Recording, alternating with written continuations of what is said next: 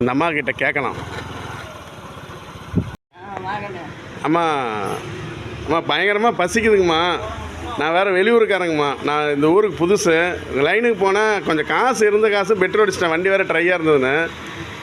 பயங்கர பசிக்குதுங்கம்மா. கையில் சுத்தமாக காசில் ஏதோ அம்மா என்னம்மா சொல்கிறீங்க? எனக்கே கஷ்டமாக இருக்குது, கேட்குறது கஷ்டமாக இருக்குமா. காசு இல்லாமல் வேறு சாப்பிடலாம்.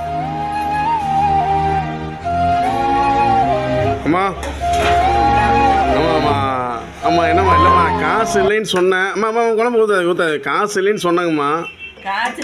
இல்லைம்மா இல்லை வேண்டாம்மா காசு இல்லைன்னு சொன்னோன்னா நீங்கள் உடனே வந்து இலையை போட்டீங்க, புரோட்டா போட்டீங்க.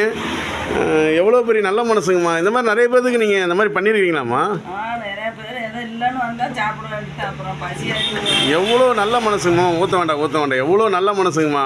அம்மா ஒன்றும் இல்லைங்கம்மா, உங்களுக்கு தெரியாமல் கேமரா பதிவாகிட்டு இருக்குதுங்கம்மா. நான் உங்களை வந்து வீடியோ பண்ணிகிட்டு இருக்குது. அதாவது ஏன்னா உங்கள் மனசு எப்படி இருக்குன்னு பார்த்தேன். இப்படி ஒரு மனசை நான் பார்த்ததில்ல.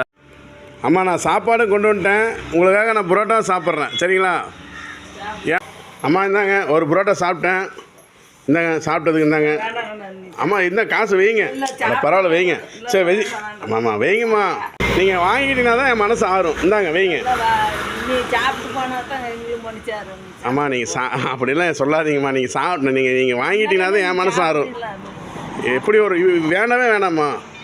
இப்படி ஒரு மனசை நான் பார்த்ததே இல்லைம்மா. ரொம்ப சூப்பர்மா. கண்டிப்பாக இந்த பக்கம் வந்தேன்னா உங்கள் கடையில் சாப்பிடாம போக மாட்டேன், சரிங்களா? ஆனால் காசு வாங்கினா தான் சாப்பிடுவேன் நான், சரிங்களா?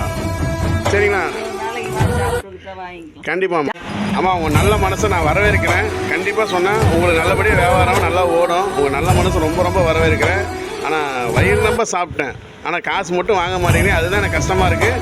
இருந்தாலும் அடுத்த தடவை வந்தேன்னா கண்டிப்பாக உங்கள் கடையில் வந்து சாப்பிடுவேன். சாப்பிட்டு காசு வாங்கிக்கிட்டீங்க, சரிங்களா? சரிங்கம்மா ரொம்ப நன்றி வரேங்க.